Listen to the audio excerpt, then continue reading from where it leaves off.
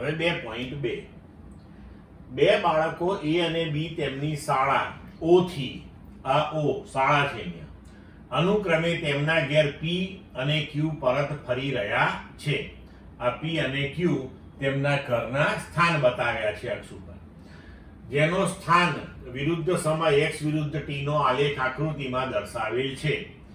નીચે કૌંસમાં દર્શાવેલ સાચી નોંધ પસંદ કરો.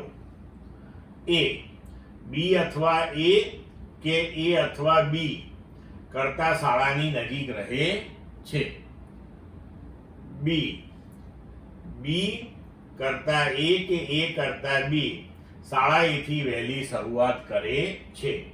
સી બી કરતા એ કે એ કરતા બી ઝડપથી ચાલે છે. ડી એ અને બી એક જ જુદા જુદા સમયે ઘેર પહોંચે છે. ઈ એ અથવા બી રસ્તા પર બી અથવા એ થી એક વખત બે વખત આગળ નીકળી જાય છે. તો આલેખ ઉપરથી આપણે આ બધા પ્રશ્નોના જવાબ આપીએ. તો આ આપણો આલેખ છે, બરોબર. અહીંયા ડી બિંદુ પાસે આલેખ છેદે છે.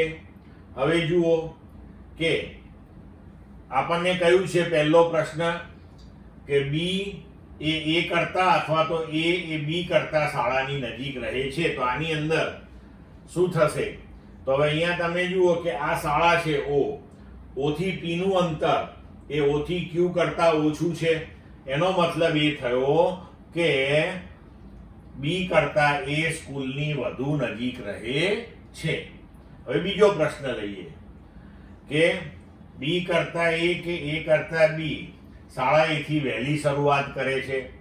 તો સમયના આલેખમાં જુઓ એ ટી બરાબર 0 સમયે શરૂઆત કરે છે અને બી એ થોડા સમય પછી શરૂઆત કરે છે.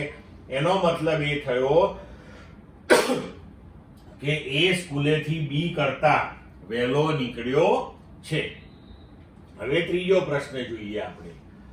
બી કરતા એ કે એ કરતા બી ઝડપથી ચાલે છે. તો x વિરુદ્ધ t ના આલેખનો ઢાળ જે છે ઝડપનું મૂલ્ય આપે છે. તો આલેખ ઉપરથી તમે જોઈ શકો છો કે બી નો જે આલેખ છે એનો ઢાળ એના આલેખ કરતા મોટો છે. એનો મતલબ એ થયો કે બી ની ઝડપ એ કરતા વધુ છે. હવે એ અને બી એક જ અથવા જુદા જુદા સમયે ઘરે પહોંચે છે. તો આલેખ ઉપરથી તમે જોઈ શકો છો કે બંને એક જ સમયે ઘેર પહોંચે છે.